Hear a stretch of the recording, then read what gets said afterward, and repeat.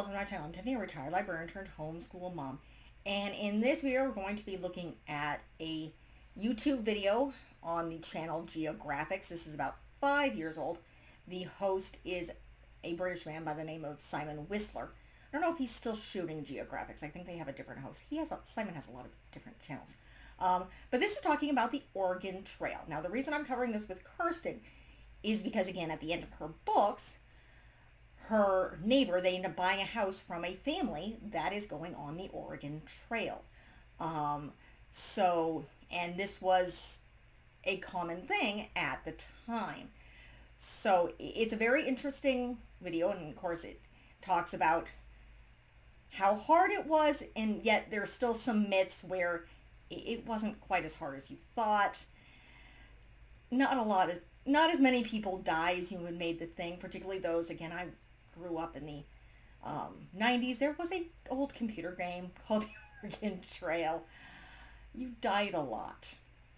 You lost meat. You had to shoot birds and things.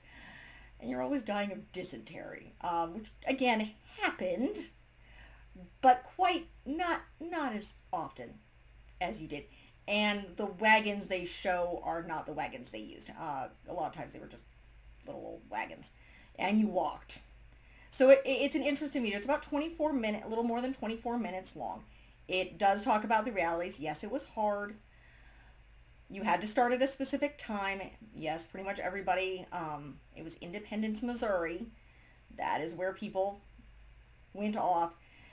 It does talk about, I watched a couple of where they left things along the roads because it's like, no, you can't take certain heavy things along. So, and it was expensive. And you had to have a certain amount of meat, but then meat spoiled, and you had to shoot and kill things, and there were certain areas where it's a long road of nothing. So, but it's a good video that gives a good idea of both the difficulties and the realities of the Oregon Trail. It wasn't quite as hard as sometimes things are made out to be. There wasn't as many attacks by Native Americans as you might think. So, a lot of people, again, enough people made it to Oregon and California.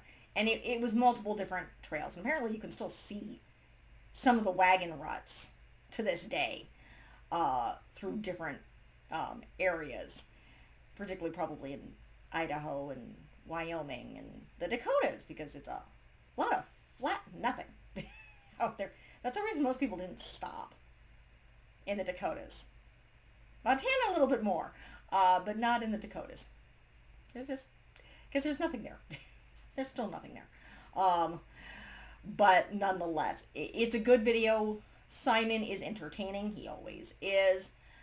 Even if this is 5 years old, the history is, I would definitely, again, middle school and up, I don't know if there's, no, not in this. Simon can be interesting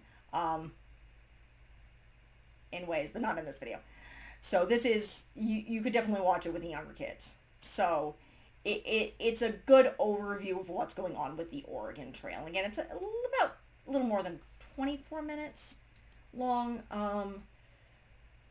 Yeah, 24 minutes, 6 seconds. So, and it's about 5 years old now. There is a sponsor of some sort of dish lane, which I have no idea what it is.